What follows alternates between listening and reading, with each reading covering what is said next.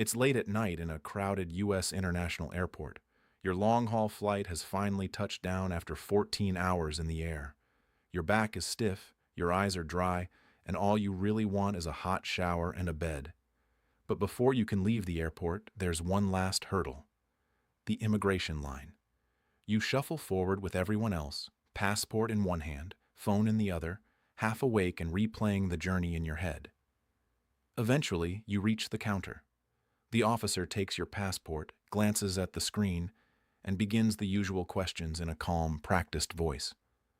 Where are you coming from? How long will you stay? What's the purpose of your visit? You answer honestly, like millions of travelers do every year. Nothing seems unusual. Surprised. Then the officer looks down at your phone and says something that instantly changes the mood. Please unlock your phone and pass it to me. For a moment, your thoughts stop. That small rectangle in your hand holds years of your life. Photos, family chats, old conversations you barely remember. Notes, documents, maybe screenshots, private jokes with friends. You hesitate. Not because you've done anything wrong, but because the request feels incredibly personal. Still, you don't want trouble, and you don't want delays. So you type in your passcode, the screen unlocks, and you hand it over. 3 seconds. That's all it takes. In those 3 seconds, without really thinking about it, you may have just made one of the costliest mistakes a traveler can make at a U.S. airport. Not in money, but in terms of privacy and potential immigration consequences. Because in that moment, something very small and very technical that almost nobody tells you about may have opened a window into years of your digital history. A few hours later, some passengers collect their bags and head to their hotel. Others find themselves sitting in a quiet secondary inspection room, replaying the conversation and wondering how a routine arrival turned into a serious problem. Often, the difference between those two paths comes down to details most travelers are never told before they fly. I'm Artur from Global Visa Guide, and in this video we're going to unpack something most people only discover the hard way: what immigration officers can look at on your phone when you arrive in the United States, and the small mistakes that can turn a normal entry into a major headache. Every day, travelers land in the U.S. with valid visas, valid passports, and completely ordinary plans. Yet some of them still end up in long secondary interviews with canceled visas or refused entry, not because they're criminals, but because they didn't understand how border inspections actually work.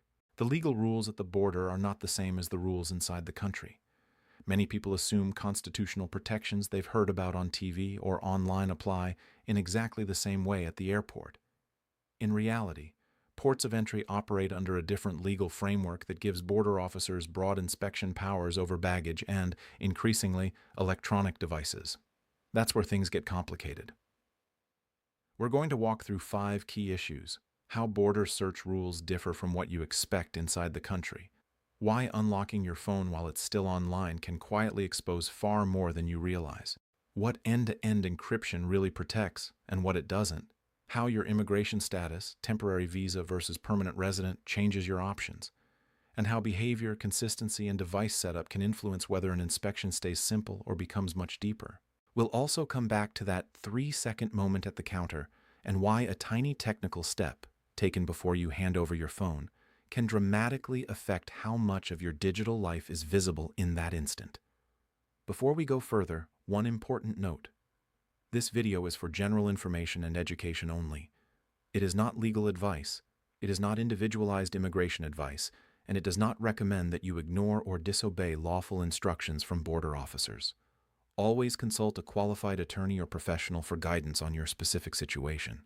To understand why unlocking a phone can become such a serious moment at the airport, you first need to understand a basic but widely misunderstood reality about entering the United States. Inside the U.S., you often hear about protections against unreasonable searches, especially the idea that authorities usually need a warrant to go through your personal belongings or devices. On the street, at your home, or in day-to-day life, those protections are strong and deeply rooted in U.S. law. But the moment you arrive at an international border, Whether at an airport, seaport, or land crossing, the legal environment shifts.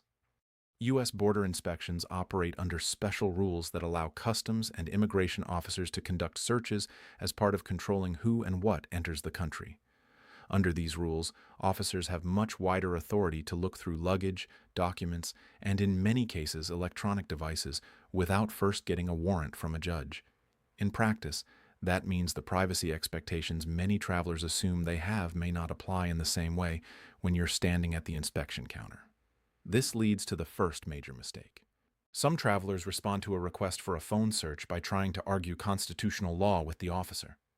They might say things like, "You need a warrant to see my phone," or "You can't look at this without probable cause."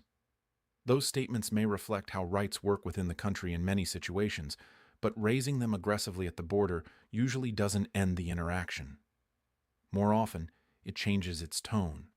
From the officer's perspective, what began as a routine 2-minute check can suddenly feel like a situation that needs closer attention. Instead of stamping your passport and sending you on your way, the officer may refer you to secondary inspection for a more thorough review. Longer questions, more documents, and sometimes a closer look at your devices. In other words, turning the conversation into a legal argument at the counter tends to escalate, not resolve the situation. Understanding that border rules are different doesn't mean you have no rights. It means the rules are structured differently, and that how you respond can influence how far the inspection goes. Even when travelers cooperate, there's another subtle factor that can dramatically change what officers actually see on a device. That brings us back to the 3 seconds almost nobody thinks about. Picture that moment again. The officer asks you to unlock your phone. You enter your passcode, the home screen appears, and you pass the phone over. It all happens automatically. But there's one tiny step that many people completely forget: cutting off the internet connection before handing over the device. Why does this matter? Because of how modern phones work. Today, a huge amount of what we think of as on our phone actually lives in the cloud, on remote servers, synced in the background. Photo apps constantly back up and download pictures. Email apps pull in new messages from remote servers. Messaging apps like WhatsApp may sync older conversations and backups. Notes, files, calendars, and documents often refresh from online accounts. Under current guidelines, when officers do a basic manual review, they're generally meant to look at what is on the device itself. But if your phone is still connected to mobile data or airport Wi-Fi, the moment an app is opened, it may start pulling in more information from the cloud. An inbox refreshes, old chats appear, archived photos load. Within seconds, your phone can display content that wasn't fully stored on the device a moment earlier. From your perspective, it can feel like years of history suddenly appear out of nowhere, simply because the phone was still online when you unlocked it. This is why many experienced travelers follow a simple precaution. Just before they hand over a phone, they quickly switch it into airplane mode. In most phones, that one tap shuts off cellular service and usually disconnects Wi-Fi and Bluetooth as well. Doing this doesn't erase anything. It simply limits the phone to what is already stored on the device, instead of allowing apps to pull in additional data from remote accounts while someone else is holding it. It takes a few seconds, but it can significantly reduce how much new information flashes onto the screen during a basic review. Again, the point here is not to be confrontational. It's to understand how your own technology behaves in real time.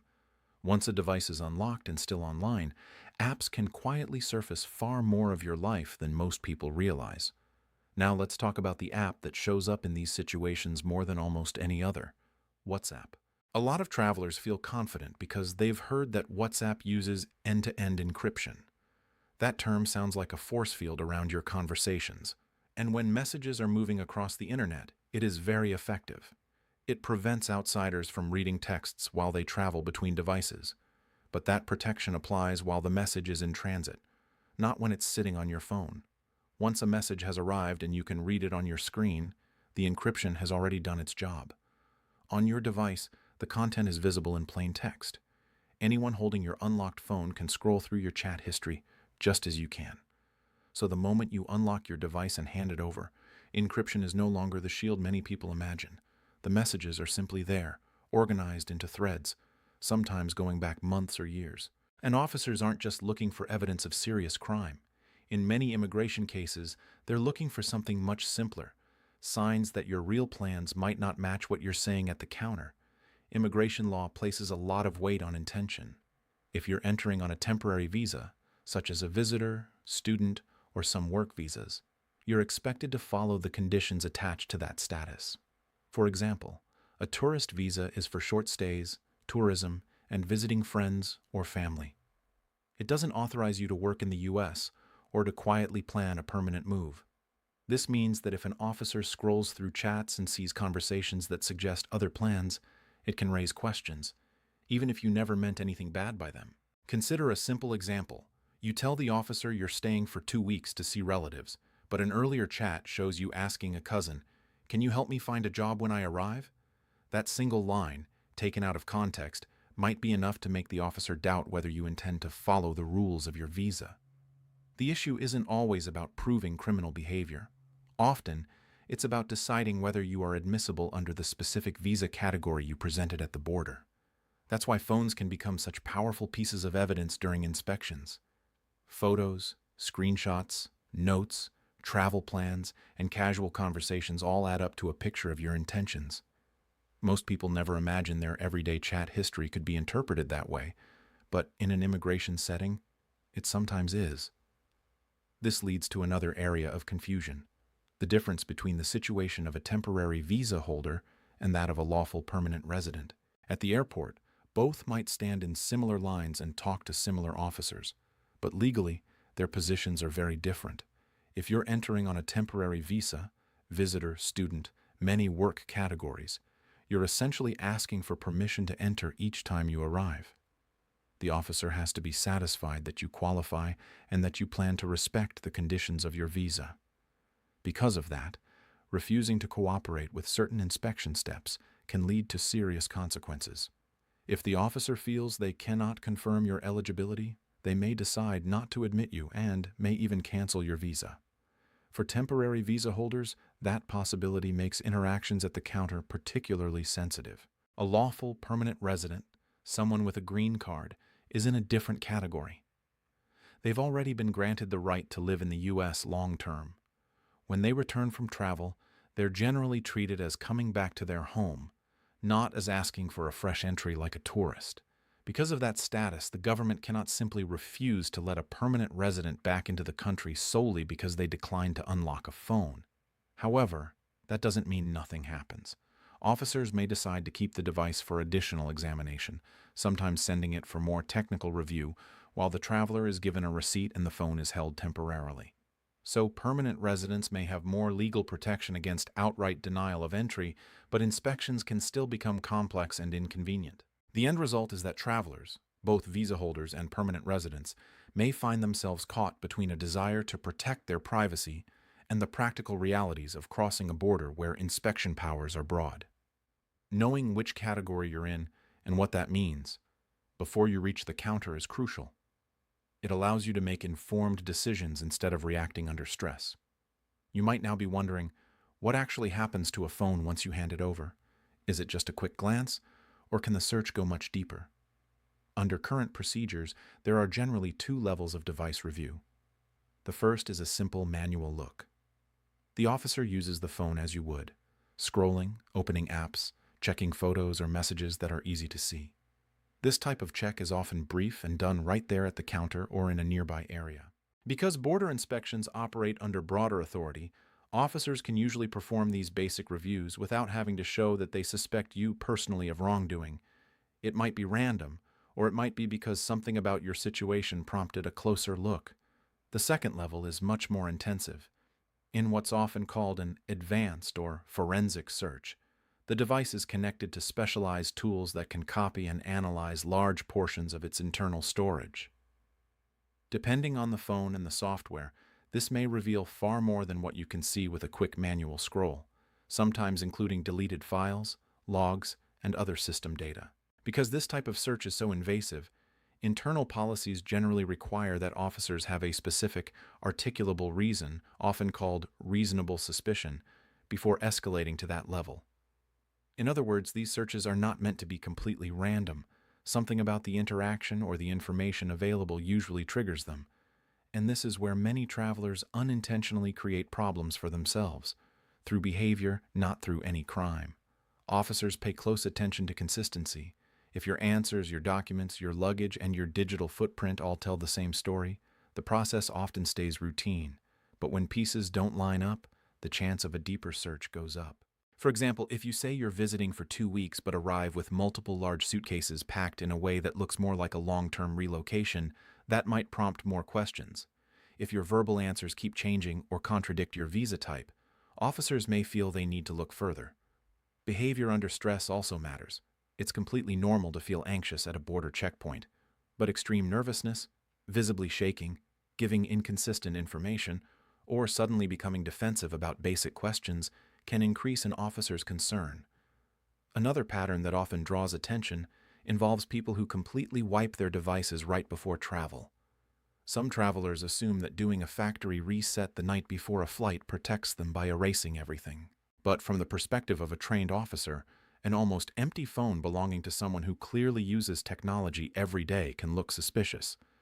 It may suggest that data was intentionally removed in anticipation of inspection. That perception alone can be enough to justify a deeper look, or at least more detailed questions. In other words, attempts to hide everything can sometimes create more suspicion than the original content would have. Experienced travelers tend to focus less on extreme technical tactics and more on 3 things: telling the truth, staying consistent, and keeping calm. When your story, your documents, and your visible digital life align, the interaction is more likely to remain straightforward. By now you can probably see that the biggest issues at airports rarely come from dramatic events. They come from misunderstandings about how border law differs from domestic law, how phones and cloud services work, and how immigration officers interpret the information in front of them. That's why the time to think about all of this is not when you're jet-lagged and standing at the counter. It's before you even leave home. So let's pull this together into a simple preparation framework you can consider before traveling to the United States. First, review your digital footprint with your visa conditions in mind. Especially if you're on a temporary visa, ask yourself, could any of these chats or notes be misread as a plan to work without authorization, stay longer than allowed, or move permanently? You don't need to erase your life. You just need to be aware of how casual conversations can look in a different context. Second, think about how your apps are set up. Some travelers choose to log out of certain social media or messaging apps before landing. Logging out doesn't destroy data, but it adds an extra step before old content loads, and it can reduce the amount of information instantly visible if someone taps on the app. Third, remember the 3-second habit. If an officer asks you to unlock your phone, one simple step before you pass it across the counter can make a big difference. Switch on airplane mode. Turning off network connections helps keep the device from pulling in years of additional content from the cloud at the exact moment someone else is holding it. Fourth, know your status. Are you entering on a visitor, student, or work visa? Or are you a lawful, permanent resident returning home? The legal frameworks are different, and so are the practical implications of how you respond. Understanding this in advance allows you to make decisions consciously if a difficult situation arises. Finally, focus on composure and consistency. Clear, honest answers that match your documents and your actual plans go a long way.